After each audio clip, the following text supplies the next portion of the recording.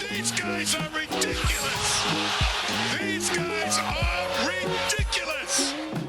Now, how about them damn Celtics? Circling back around to the Celtics, while we were talking about Grant and Horford, Robert Williams kept coming up. Obviously, he's sort of inching closer to that return date. Christmas was named by, I think, Woj. Talked about Christmas as a possible return date for him. But the point is, the Celtics, who are the best team in the NBA in 18-4, are now getting back their all-defensive second team center, who was a big game changer for them last year. And I know we talked about this on our pregame show yesterday before the first Miami game. I know you've talked about it, and I think you wrote about it too. The defense is going to be great with Rob, right? Like he should improve it on that end. But you talk about a switch on offense where every single player who touches the floor for the Celtics right now can shoot threes, and that's kind of their identity. They just shoot a bunch of threes, and it works because they make a bunch of threes. But Rob can't do that yet, at least maybe in a couple of years if we want to talk about Rob developing a three-point shot, sure. But right now, it's sort of like you're going to have to find a way to integrate him into that offense. Do you think there's going to be any road bumps in doing so? I think there is, and that might be the one thing that slows this team down right now is that process of reintegrating him. Like they're almost going to have to slow down themselves to make sure that he can be part of what they're doing here. Because, like you said, they don't miss him at all right now, the way this is rolling. Like maybe against Cleveland or whatever, you have some trouble against some of those bigger teams early this year, like Chicago.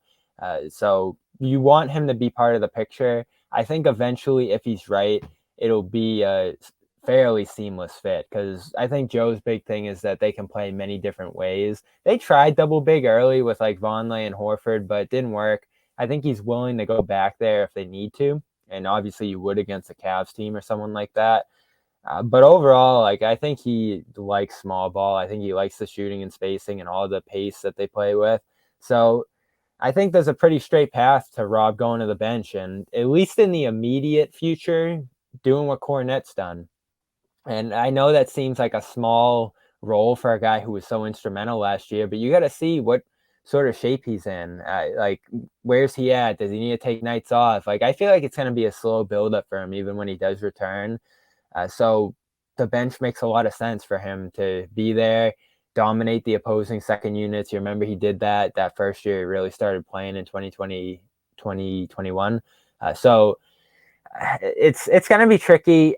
I really hesitate to take White out of the starting lineup. Like I think that was Joe's best move as coach so far is putting him in there. He's still shooting lights out. I think he's 45% now from three.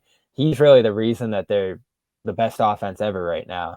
The fact that he's been shooting like this and screening, like I think his screening was such a big deal and probably a big reason that they started him over Grant and some other options there.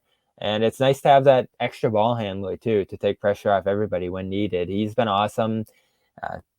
It was almost, I said this coming into the year, there was a case that you were going to be better off with White there instead of Rob, just because of the fact that White's a better screener than Rob. And that's another thing Rob's going to have to kind of develop here is better screening. So much of this offense now is screening. You talk about all the shooting that they've implemented now, Jack. There's a lot of things that they do differently now compared to last year. Last year, it was a lot more like straight pick and roll, Tatum and Rob, and that worked for Rob. Now, like it's a lot of off-ball stuff and positioning and spacing, of course, as well. And those aren't really strengths of Rob's game. So I'm interested in what they're going to do with him.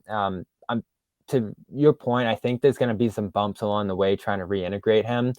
But maybe I'm wrong. I mean, double big last year, you actually look at that lineup.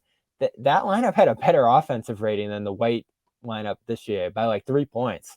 Like that's how dominant they were last year for all the credit this team's getting for its offense. So if he's himself and he's Rob right away, like the Rob we saw at his peak last year, he'll probably be in the starting lineup again pretty quickly. I think the point you made about the Kornet role is so great because we've seen Luke Kornet flourish in that role, and he's him, right? Like he's himself, and he's shooting 68% from the field, at least as of before yesterday's game. I'm pretty sure he had a good game again, at least in the minutes he played. Rob's going to be able to fit into that role at the very least, and showing that the team can play with Kornet doing that, and he's not as good as Rob, should encourage you as a fan to believe he's going to be able to fit. It might not happen right away. I think that's a good point too, because they have just been firing threes the whole season. Having a guy out there consistently that isn't doing that is going to be a big change for them, but they should be able to deal with it. If they can play with Luke Kornet, they should be able to play with Rob even if it has to be in small doses. It's a great point. Yeah. And Yeah. Luke's been great. He'll still be an option as an emergency guy if necessary. He's been fantastic. I mean, He has. just think about like what we expected from Cornet before the season, and he is like not only went like a step up, but like 2 steps up. I had high expectations. I was one of the few. You remember when he first arrived? Like he did some things. Like, and I remember Brad like raving about him, and you were wondering if it was like just kind of Brad being Brad and His saying only that. like on Twitter is still Yeah. Luke Cornett. But like the way he covered the pick and roll, and obviously he can block shots, and he's just massive. There was something there, and they deserve a lot of credit for really refining that in Maine last year and behind the scenes. This is really like, and you know, Hauser's this guy too. Like they haven't had these end of the bench guys who just stun you because of their development, and now they have 2, which is another reason that this team's just such a monster right now. So.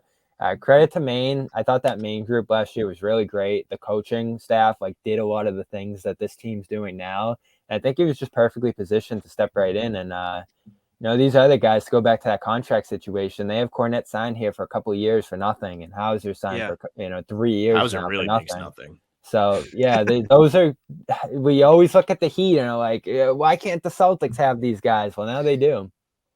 Exactly. And I said this before the game yesterday.